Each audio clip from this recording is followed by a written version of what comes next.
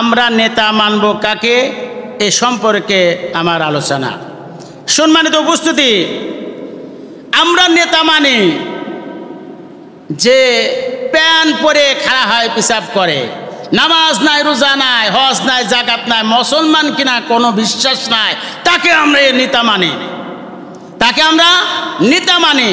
কিন্তু আল্লাহ রাব্বুল আলামিন বলতেছেন, আল্লাহ রাব্বুল আলামিন এ সম্পর্কে বলতেছেন, আল্লাহ তাআলা বলেন এই পৃথিবীতে হযরত আদম আলাইহিস সালাম থেকে শুরু করে আখিরি জামানার পয়গম্বর জনাবে মুহাম্মদ রাসূলুল্লাহ সাল্লাল্লাহু আলাইহি ওয়াসাল্লাম পর্যন্ত যত নবী রাসূল পাঠিয়েছি সমস্ত নবী রাসূলকে আমি নেতা হিসাবে দুনিয়ার বুকে প্রেরণ করেছি। সমস্ত নবী রাসূলকে আল্লাহ রাব্বুল আলামিন নেতা হিসাবে প্রেরণ করেছেন।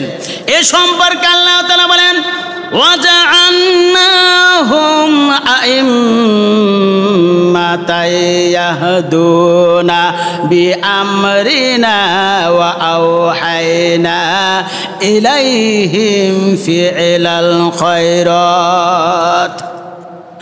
সবাই বলেন আল্লাহু আকবার। 17 নম্বর পারা 7 নম্বর পৃষ্ঠা সূরা আম্বিয়া আয়াত নং হলো 73 নম্বর আয়াতের শুরুতে আল্লাহ তাআলা বলেন যে আমি সমস্ত নবী রাসূলকে আমি নেতা করে পাঠিয়েছি। তাফসিরে কাবিরে থেকে আমি বলতেছি, আল্লামা ফখরুদ্দিন রাজি রহমতুল্লাহ আলাইহি সমস্ত নবী রাসূলকে নেতা করে পাঠিয়েছেন। তিনি বলেন সমস্ত নবী রাসূলকে নেতা করে পাঠিয়েছেন। আমার ভাইরা, এই জন্য বিশ্ব নবী সাল্লাল্লাহু আলাইহি ওয়াসাল্লামকে কোরআন পাকের মধ্যে তিনাকে আল্লাহ রাব্বুল আলামিন নেতা বলে সম্বোধন করেছেন। আমার নবী, আপনার নবী, বিশ্ব নবী জনাবে মুহাম্মদুর রাসূলুল্লাহ সাল্লাল্লাহু আলাইহি ওয়াসাল্লামকে নেতা বলে সম্বোধন করিয়াছেন। আমার ভাইরা, আল্লাহ তাআলা বলেন ইয়াসিন ওয়াল কুরআনিল হাকীম। আল্লাহু আকবার বলেন। আল্লাহ রাব্বুল আলামিন বলিয়াছেন, হে নেতা, আল্লাহ রসুলকে নেতা বলে ডাক দিয়েছেন। ইয়াসিনের মধ্যে যে ইয়া আছে এটা হলো হরফে নেদা, বেকারুন অনুযায়ী কথা বলতেছি। ইয়া হরফে নেদা, ইয়া মানে হে, সিন মানে সাইয়েদ, সাইয়েদ মানে নেতা। আমার ভাইরাম, রয়েছেন মুফাসসিরিন আব্দুল্লাহ ইবনে মাসউদ রাদিয়াল্লাহু তাআলা আনহু, আব্বাস রাদিয়াল্লাহু তাআলা আনহুমা, তিনি তাফসিরে কাবিরের মধ্যে বলিয়াছেন, ইয়াসিনের 5টি ব্যাখ্যা করিয়াছেন। ইয়াসিন শব্দের 5টি ব্যাখ্যা করিয়াছেন। আমার ভাইরাম, তার মধ্যে 1 নম্বর হলেন সাইয়্যিদুল আলামিন, আলম 1 বচন, আলামিন বহু বচন। আমার ভাইরা, শুধু এই দুনিয়ার নেতা নাই, আরো দুনিয়ার তিনি নেতা। এই জগতের সে জগতের সমস্ত জায়গায় তিনি নেতা। আমার ভাইরা, আর বাংলার জমিনে যদি ওয়ার্ডের একটা ছোট্ট একটা নেতা হয়, তার ভোল্টেজে বাঁচা যায় না, আছে না নাই? নেতা শব্দের অর্থ ভালো। আমরা এই ভালোটাকে খারাপের দিকে দিয়েছি, আর এই খারাপের দিকে দিয়েছি। খারাপ মানুষরা যখন নেতা হয় তখন এই শব্দটাই খারাপ মনে করেছি আমাদের সমাজের মধ্যে। নেতা শব্দের অর্থ ভালো, কিন্তু যার নেতার যোগ্যতা নাই তাকে সমাজের মধ্যে নেতা বলে ডাকে। যার তাকে নেতা বলে ডাকা যাবে না, গুনাহ হবে। যার তাকে নেতা বলে মানা যাবে না। নেতা ছিলেন বিশ্ব নবী জনাবে মুহাম্মদ রাসূলুল্লাহ সাল্লাল্লাহু আলাইহি সাল্লাম। কারণ এই পৃথিবীতে কাউকে নেতা বলে ডাকা হয় নাই, কাউকে নেতা বলে সম্বোধন করা হয় নাই, নবী রসুলদেরকে আল্লাহ রব্বুল আলামিন নেতা বলে পাঠিয়েছেন, আর কাউকে না। সম্মানিত উপস্থিতি, তো এক নম্বর হলো সাইয়্যিদুল আলামিন, সমস্ত জগতের তিনি নেতা। আমার ভাইরাম, দ্বিতীয় নম্বরে ব্যাখ্যা করা হয়েছে সাইয়্যিদুল বাশার, বাশার মানে মানুষ। আমার ভাইরা, এই পৃথিবীর কোনো মানুষ যদি মনে করে যে আমি মানুষ, তাহলে নেতা মানতে হবে মুহাম্মাদুর রাসূলুল্লাহ সাল্লাল্লাহু আলাইহি সাল্লামকে, অবশ্যই নেতা মানতে হবে রসুলকে। আর যদি মনে করেন আমি হলাম মানুষ না, তাহলে তার ব্যাপারে কোনো কথা নাই। সে যদি জানোয়ার হয় তার সাথে কোনো কথা নাই। আমার ভাইরা, যদি মানুষ দাবি করে আর রসুলকে যদি নেতা না মানে, সূরা ইয়াসিন অনুযায়ী সে জানোয়ার হয়ে যাবে, সে জানোয়ার। আমার ভাইরা, আর যদি মানুষ বলে যদি আমি মানুষ, তাহলে নেতা মানতে হবে রসুলকে। সম্মানিত উপস্থিতি, এই হলো 2 নম্বর ব্যাখ্যা। তৃতীয় নম্বর ব্যাখ্যা হলো সাইয়্যিদুল মুরসালিন। আমার ভাইরা, এই পৃথিবীতে যত নবী রসুল এসেছেন, আমার ভাইরা 2,24,000 পয়গম্বর রসুল এবং নবী আল্লাহ তাআলা পাঠিয়েছেন। তার মধ্যে 115 জন রসুল আল্লাহ তাআলা দুনিয়ার বুকে পাঠিয়েছেন, তেনাদের উপরে কিতাব নাজিল করিয়াছেন। আমার ভাইরা, এই সমস্ত রসুলেরও আল্লাহ রসুল সকলেরই আল্লাহ রসুল নেতা ছিলেন। এই 115 জন রসুলেরও তিনি নেতা হলেন। আমার নবী, আপনার নবী, বিশ্ব নবী জনাবে মুহাম্মদ রাসূলুল্লাহ সাল্লাল্লাহু আলাইহি ওয়াসাল্লাম। আমার ভাইরাম, এই হলো তৃতীয় নম্বর। চতুর্থ নম্বর হলো সাইয়্যিদুল আম্বিয়া। আমার ভাইরা, বাকি সমস্ত নবী আল্লাহ তাআলা পাঠিয়েছেন, সমস্ত নবীরও আল্লাহ রসুল ছিলেন নেতা, সমস্ত রসুলের নেতা, সমস্ত নবীরও তিনি নেতা।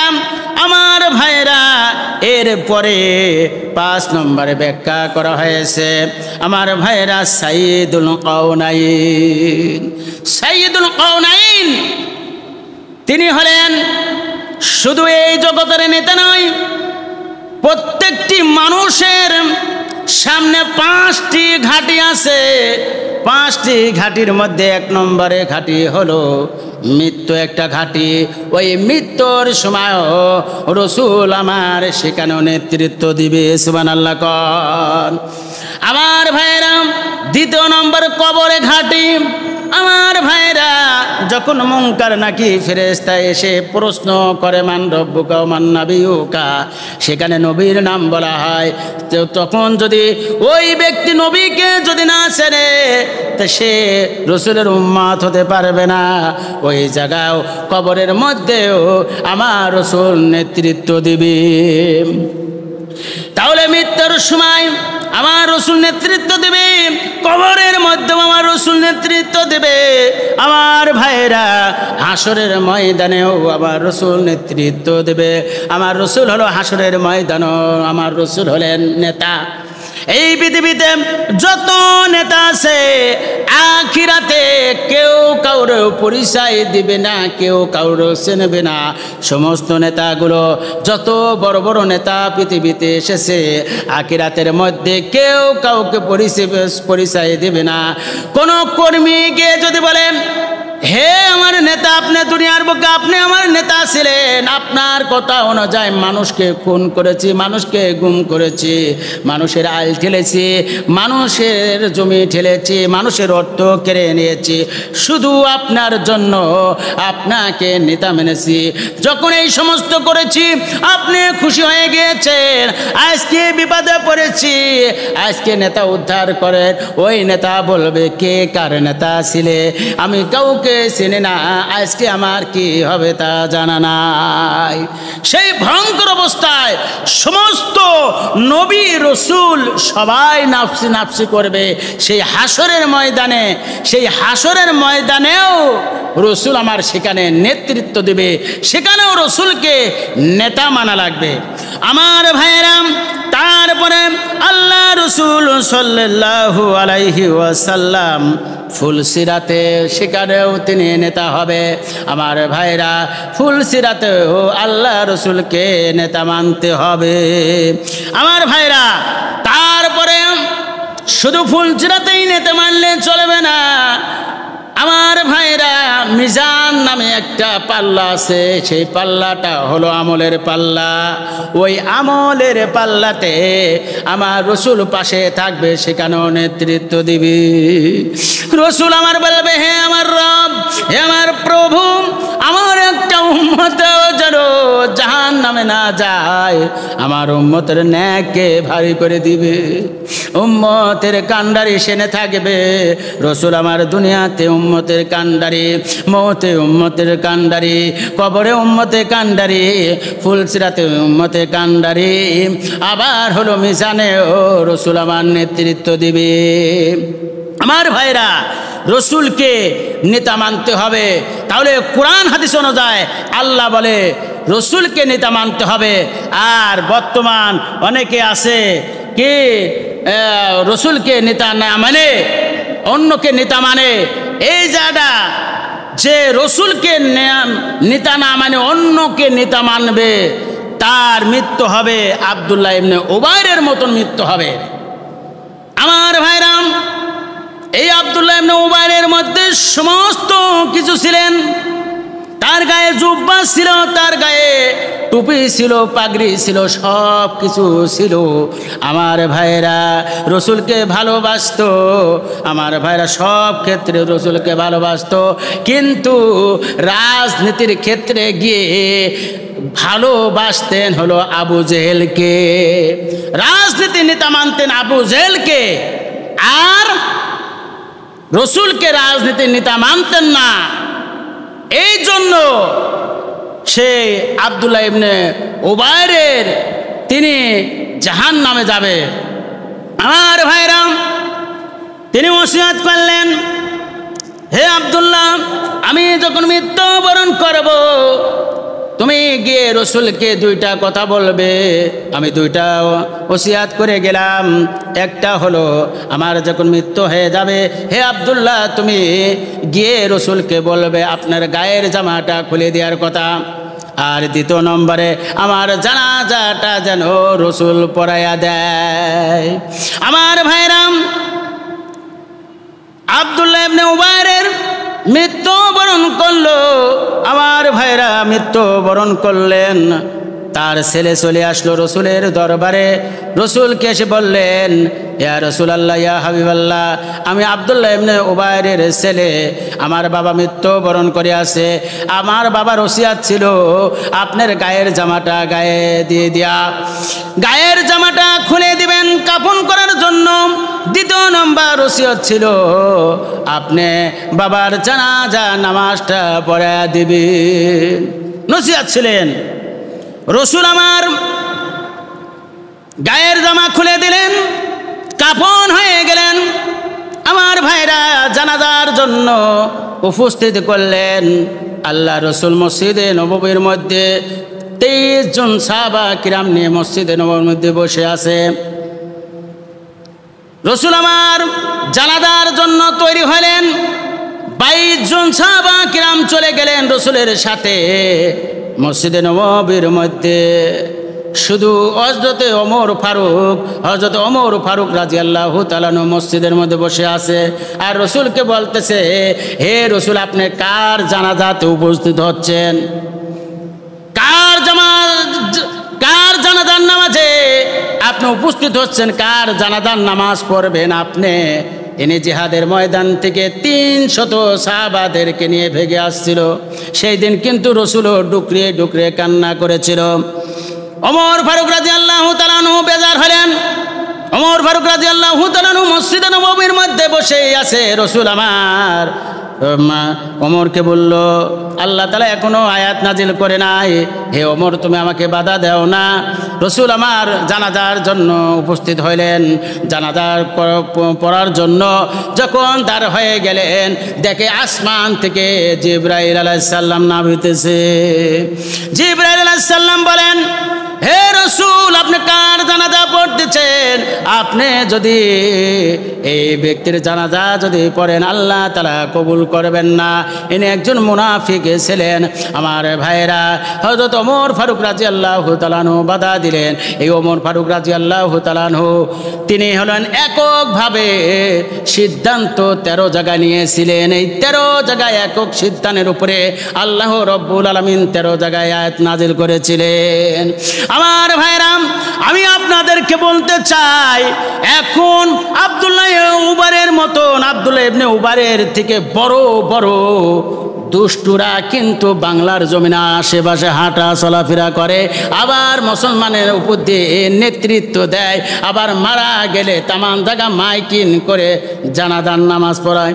আমি আপনাদের কাছে বলতে চাই, যে সমস্ত ব্যক্তিগুলো রাজনীতি ক্ষেত্রেতে অন্যকে নেতা মানে, তাহলে তার জানাজা হয়, তার জানাজায় উপস্থিত হয়, তার জন্য দোয়া হয়। ওই ব্যক্তিকে যদি জানাজা পড়ায়া যদি জান্নাতে যাওয়ার জন্য দোয়া করেন, তাহলে আব্দুল্লাহ ইবনে উবারকেও জান্নাতে দেয়া লাগবে। আমার ভাই, তার মধ্যেও তো সবই ছিলেন, শুধু এক জায়গা মানতেন না, রাজনীতির ক্ষেত্রে রসুলকে মানতেন না, নেতা মানতেন না, মানতে আবু জেহেলকে। আমার ভাইরা, বাংলার জমিনে আব্দুল্লাহ ইবনে উবাইর একজন নয়, শত শত হাজার হাজার আছে। আমার ভাইরা, সম্মানিত উপস্থিতি, আমার স্বল্প সময়ের কারণে আমার আলোচনা দীর্ঘিত না করে আমি এখানে সমাপ্ত করতেছি আমার আলোচনা। সম্মানিত উপস্থিতি, তো আমার আলোচনা হলো, আজকে সংক্ষিপ্ত আলোচনা হলো যে আমরা সর্বক্ষেত্রে আমরা নেতা মানব কাকে? রসুলকে নেতা মানব, তাহলে আমরা সর্ব জায়গায় রসুলের আমরা সাফায়াত পাবো। সম্মানিত উপস্থিতি, আশা করি আমার আলোচনা আপনারা বুঝতে পেরেছেন, আশা করি আপনারা আমল করবেন। আমাকে যেন আমল করা তৌফিক ইনায়েত করেন। ওয়া আখিরি দাওয়ানা আলহামদুলিল্লাহি রাব্বিল আলামিন।